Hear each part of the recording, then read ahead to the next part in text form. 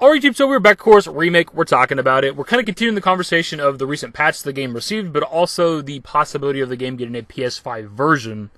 But before we hop into the main topic of the video, there's something I wanted to discuss that, again, I didn't necessarily want to do its own dedicated video for, but just like the last video, it does relate to this overall discussion we're having.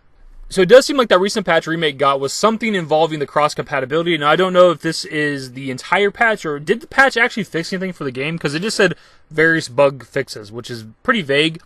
And if there were any problems you were having with the game, did that patch fix it? Because I don't know if that's I don't know. We don't know exactly what it fixed. Because the patch notes we were seeing a couple days back, like frame rate issues, crashing, things like that, those weren't real patch notes. That wasn't actually what the patch notes said on the PS4. Anyways, according to data miner Lance McDonald, Remake and God of War both got an update in regards to the PS5 Cross Compatibility. And I actually do remember getting the God of War update like a week or two ago. I don't even remember. I just remember turning on my PS4 and there was an update for God of War, and I thought it was weird, and I almost actually tweeted about it, but then I just kind of was like, whatever, who cares? But now looking back at it, it's kind of weird that God of War would get an update in 2020 after it's been out for quite a while now, and Remake randomly getting its first update. I think it makes a lot of sense that it would be for something PS5 related. Especially with those two games getting these random updates not too far from each other and not that far ahead of the launch of the PS5. The only thing with this conversation, though, is that for some reason Lance deleted his tweet about it. I don't really know why. He still has a tweet up about God of War 3 and God of War 2018 both getting updates in regards to the PS5, but whatever the tweet was that involved Remake has been deleted, and he hasn't done like a follow-up as to why he deleted it. He hasn't replied to anybody on Twitter as to why he deleted it, so I don't really know if that means he was right or wrong or what. Anyways, on to the main topic of the video. So I had a viewer leave a comment on the last video talking about, they read a recent interview that talked about how Square Enix is going to handle PS4 games on the PS5, mostly through backwards compatibilities. So this meant that Remake was not going to get a PS5 version. So pretty much all their comment is wrong. There's no interview, there's no confirmation anywhere of Remake not getting a PS5 version. There's no confirmation anywhere of Part 2 being PS4, PS5. There's definitely no confirmation on anything regarding Part 3. Now, they linked to a TweetTown article from earlier this year in February, but it was updated, oddly enough, on October 19th. I don't know what the update to the article was. They don't specify which area is the new area. Now, the article itself is talking about this financial report from earlier this year that we definitely would have talked about, but I honestly kind of forgot about just because we've made so much content on the channel since February of this year. And back then, which would have been like 2 months before Remake came out, like we were still doing daily content, so there was just even more content being put out, so it's hard to remember everything you discuss all the time. But the quote that we're going to look at that this person commented about that this article is discussing, even if we would have talked about it 8 months ago, I think is important to talk about now, especially ahead of the launch of the PS5. So the question is, could you share your thinking on the development of new titles for current and next-generation game consoles going forward? And Yasuke Matsuda, who is the president of Square Enix, answers with, the next-generation consoles will have backwards compatibility, so we plan for the time being to make our new titles available for both current and next-generation consoles. It will therefore be somewhat further down the road that we release titles exclusively for the next-generation consoles. And some people, like this TweetTown article, are taking that quote as there won't be any PS5 versions of current PS4 games because of backwards compatibility. But all he's really confirming here is that games for a while won't be PS5 exclusive.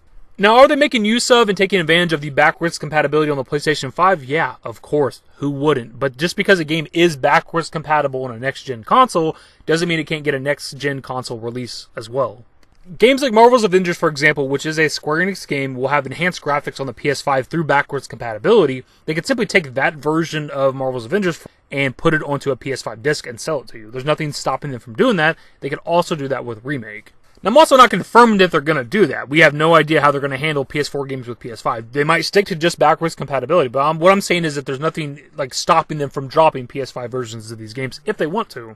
And the person that left the comment on my video isn't wrong with their line of thinking. Most of us think that Part 2 is going to be PS4, PS5, and Part 3, depending on how far away it is, how many years away it is, it could very well be a PS5 exclusive. But the point is, there's no confirmation of any of that. That's just speculation.